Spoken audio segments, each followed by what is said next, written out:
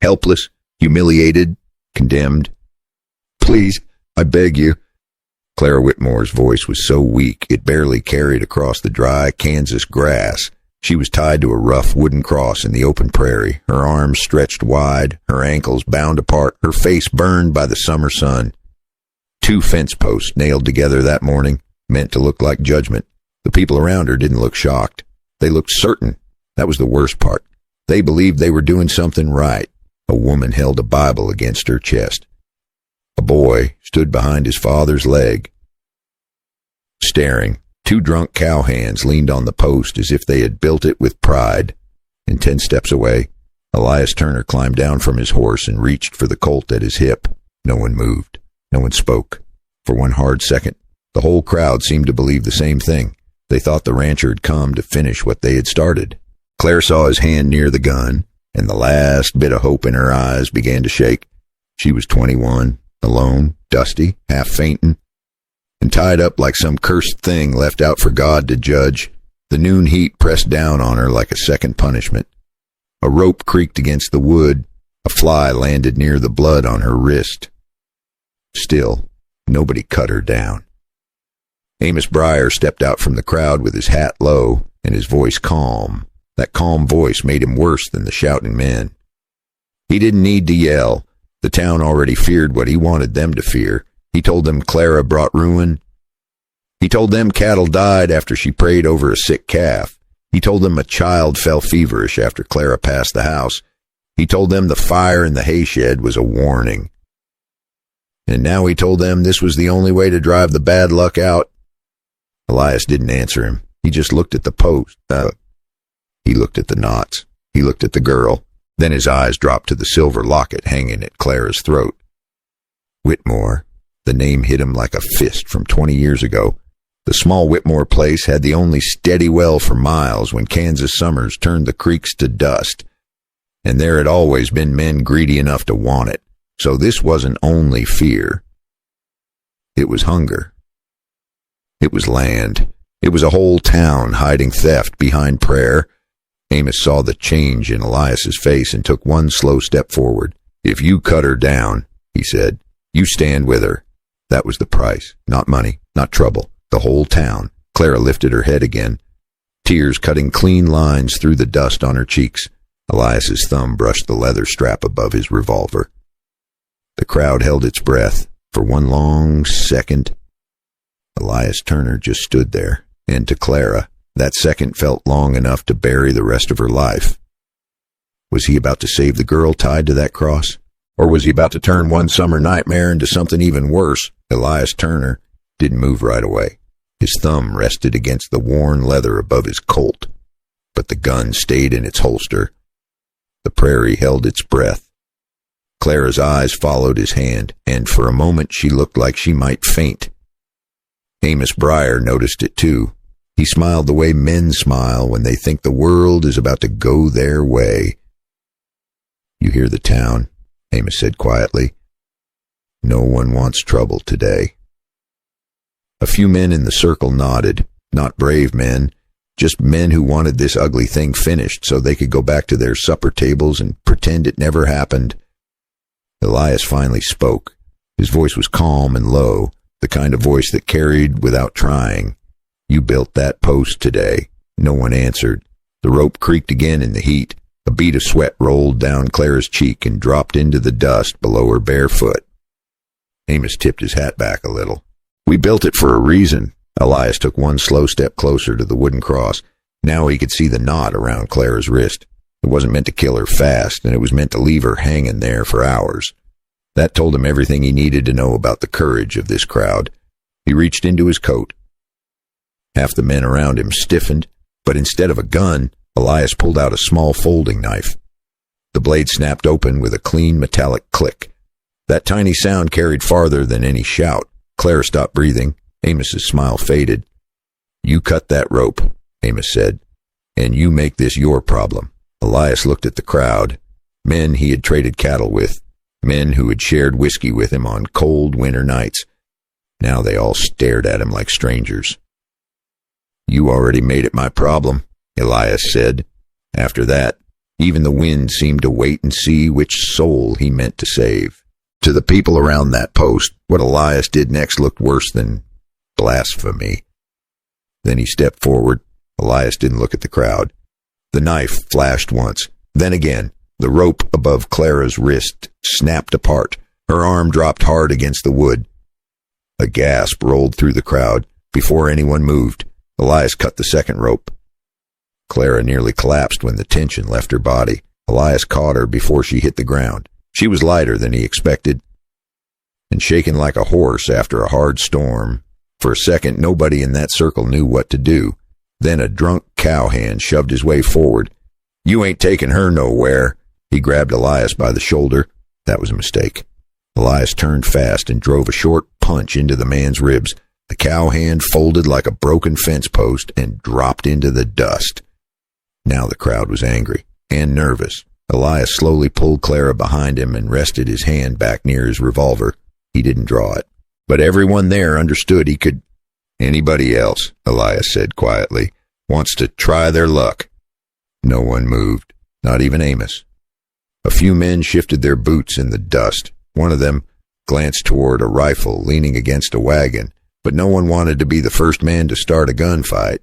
The wind came back across the prairie. Clara clutched the front of Elias's coat, still trembling. For the first time that day, she was standing on her own 2 feet again. But the hard part of this story was only beginning. If you enjoy quiet frontier stories like this one, so consider subscribing. Now pour yourself a cup of coffee or tea, settle in, and tell me where you're listening from. This summer in Kansas is about to get a whole lot more dangerous. Saving Clara from that post was the easy part. Clara Whitmore could barely stay on her feet. Her legs shook under her like a newborn colt trying to stand for the first time. Elias kept one steady arm around her while the other stayed close to the colt at his hip. No one in the crowd had moved yet, but the silence had changed. A minute ago they thought the rancher might help them. Now they knew he had chosen the other side. Amos Breyer stepped forward slowly, brushing dust from his vest like the whole thing was just a small inconvenience. "You just made a mistake, Turner," he said. Elias didn't look at him. He was busy checking the rope burns on Clara's wrists. They were red and raw, but not broken. That was something. "You able to walk?" Elias asked quietly. Clara nodded, though she still leaned heavily against him. Her voice was shaky. "I can try." That was enough. Elias guided her toward his horse.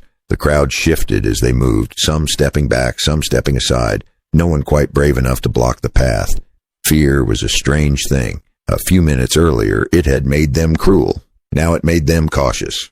Amos was the only man still standing firm. "You take her off that land," Amos said, louder now, so everyone could hear. "Bad luck follows." Elias paused beside his horse. He finally looked straight at Amos. There was no anger in his face. That almost made it worse. "I've lived through worse than bad luck," Elias said. A few men in the circle lowered their eyes. They knew Elias Turner. They knew he was not a man who said things lightly. Clara winced as Elias helped her into the saddle. For a moment she grabbed his sleeve. Her voice dropped to a whisper only he could hear. "He wants the land." Elias already suspected that, but hearing it out loud settled something in his mind. The small Whitmore place sat near the only reliable well for miles. Water in Kansas summer meant cattle. Cattle meant money, and money made decent men ugly. Elias swung up behind Clara and took the reins. The horse turned toward the long dirt road leading south across the prairie. No one stopped them, not even Amos. But as Elias guided the horse forward, he heard Amos call out behind him, "You ride away today, Turner." "But this town ain't finished with her." The wind carried those words across the grass. Clara closed her eyes for a moment. Elias didn't look back. He already knew something Amos did not. This was no longer the town's decision. It was his. And before that ride was over, Elias would learn just how expensive one decent choice could become. The ride south was quiet. The prairie stretched wide and empty, the tall summer grass moving slowly in the wind. Clara sat stiff in the saddle in front of Elias. She still held the horn like she was afraid the ground might disappear beneath her again. Every few minutes, Elias glanced down at her wrists. The rope marks were already swelling. "You still with me?" Elias asked. Clara nodded. "I think so." Her voice sounded stronger than before, but the shaking had not fully left her yet. That was normal. A person does not get tied to a wooden cross in front of a whole town and walk away steady. After a mile or so, the Turner Ranch came into view, a small house, a long fence line, a red barn that had seen better days. Nothing fancy, but it was quiet. And quiet felt like safety. Elias helped Clara down from the horse. Her legs wobbled again, but she stayed upright this time. Inside the house, it was cooler. Elias poured water from a tin pitcher and handed her a cup. She drank like someone who had been walking through a desert. For the first time that day, no one was shouting at her. "You're safe here," Elias said. For now. Clara sat slowly at the table, still holding the cup in both hands. "You didn't have to do that," she said after a moment. Elias leaned against the wall. "I know." That answer surprised her. "You still did." Elias shrugged a little. Sometimes a man just gets tired of watching ugly things happen. For the first time since the prairie. Clara gave a small, tired smile. It didn't last long. Outside, a horse approached the ranch. Elias heard the hooves before he saw the rider. He stepped onto the porch with one hand already near his colt. The rider raised both hands as he slowed the horse. It was Reverend Nathan Cole. The town preacher looked worn and uneasy. "I came as soon as I heard," the preacher said. He glanced back toward Dodge City before lowering his voice. "They're angry, Elias." Elias nodded. "I figured." The preacher hesitated. "Amos is stirring them up again." Inside the house, Clara could hear every word. Her fingers tightened around the cup. Nathan stepped closer to Elias and spoke quietly. "There's more." Elias watched the man's face. "What more?" Nathan swallowed once before answering. "The sheriff is riding out here, too. That could mean help, or it could mean trouble. And judging by the dust rising on the road behind the preacher, someone else was already coming. And whoever it was, he didn't look like he came to talk first. By then, even the quiet around the ranch felt like it was bracing for trouble." Dust rolled slowly along the road behind Reverend Cole. Elias watched it for a moment, then looked back toward the house and sighed. Clara Whitmore sat at the small kitchen table, holding a tin cup with both hands like it was the only steady thing left in the world. A few hours earlier, she'd been tied to a wooden cross in the middle of a Kansas prairie. Now she sat in a quiet ranch house with the door open and the evening wind moving softly through the room. Sometimes the line between cruelty and mercy is only one man making a decision. Sheriff Samuel Pike rode into the yard not long after. He stepped down slowly, studying the ranch, the preacher, and the dust still hanging in the air behind him. Pike was not a foolish man. He had seen angry towns before. He had seen what fear could do to decent people. "Town stirred up," the sheriff said. "I came to keep the peace, but right now, I'm not sure which side that is." Elias nodded once. "I figured." The sheriff looked toward the house where Clara sat. "They're saying she cursed the place." Elias gave a quiet breath through his nose. "No," he said. "They're saying that because it's easier than telling the truth." Sheriff Pike studied Elias for another moment.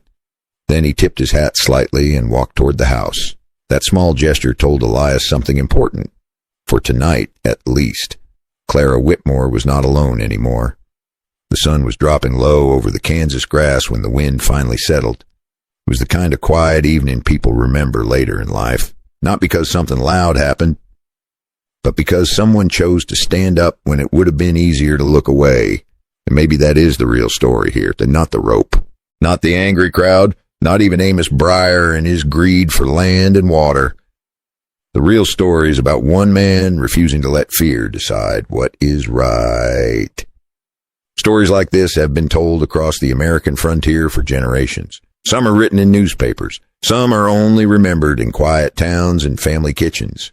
This one was gathered and retold so that the lesson behind it can travel a little farther. Some small details were adjusted to make the story easier to follow and to bring out the meaning behind it.